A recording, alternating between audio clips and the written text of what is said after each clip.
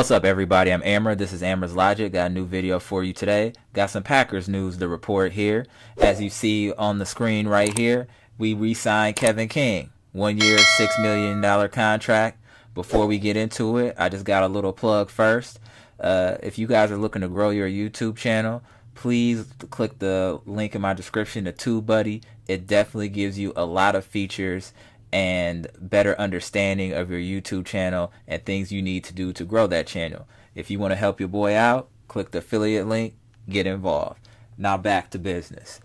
Now I see people are tight online about us re-signing Kevin King because of what happened in the NFC Championship game and his play towards the end of this year, which is very understandable. But before we just go in on Kevin King, let's take a few things into consideration. So this year he had one back injury, 2 Achilles injuries, a quad injury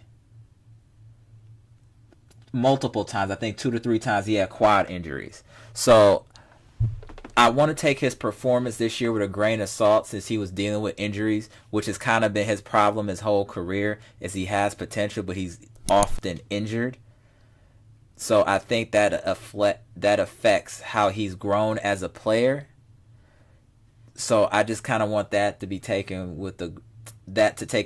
be taken in consideration before completely ostracizing this man and just belittling him. So before I go in, I just want to give that background. He dealt with quite a few injuries this year that would have slowed most people down anyway.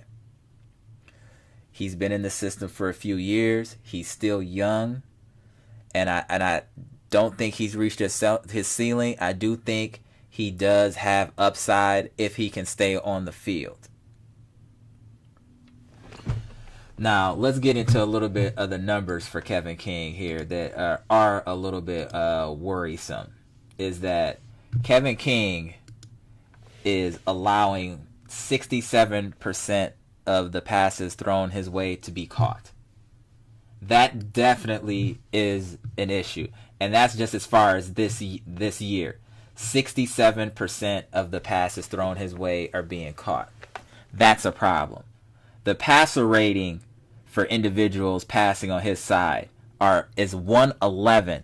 That's very, very, very, very concerning that quarterbacks are having their way with you for the most part. I mean, if your quarterback is passing for 70%, 111 passer rate, he's probably going to be a Pro Bowler, to put things in perspective. So that definitely isn't good. And again, I just want to take in consideration that he did have an injury-plagued season compared to last year. So if we look at last year's numbers, they're improved. So last year, his catch rate allowed was only 59%, and the passer rating was 99.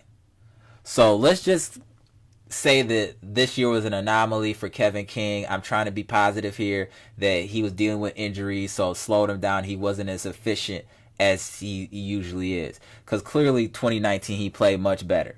Even though he dealt with injuries there too, he still played much better than he did this year.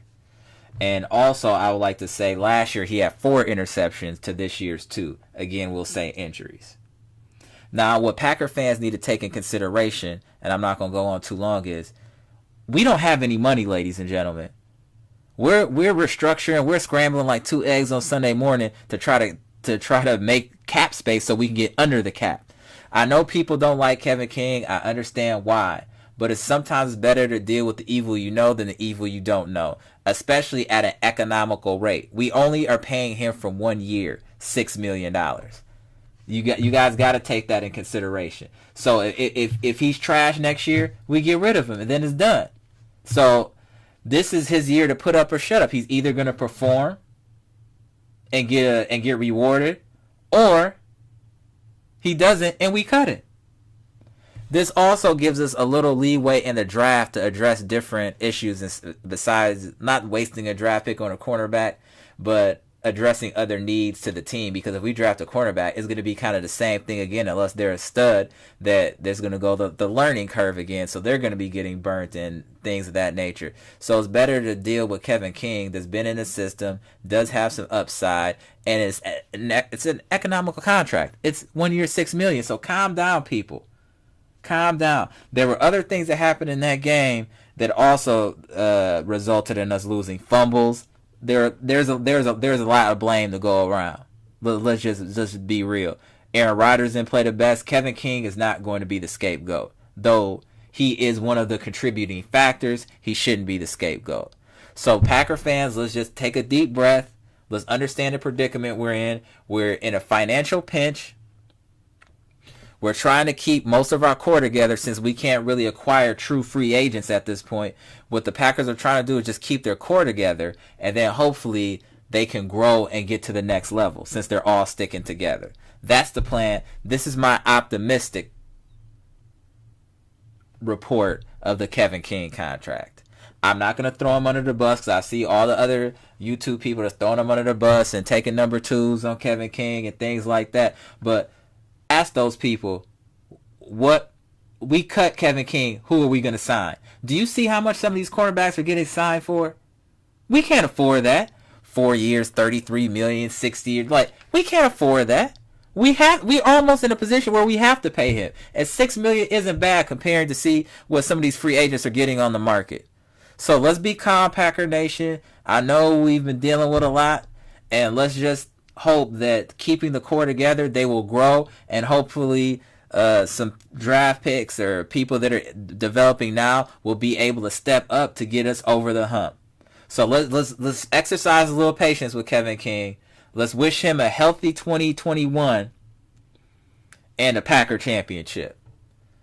So this YouTube video isn't to just, shit on Kevin King. It's to provide objective perspective on the situation and realistic financial situation that the Packers are in.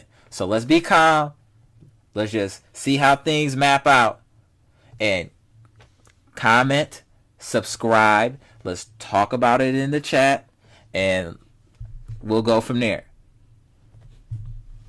Gone.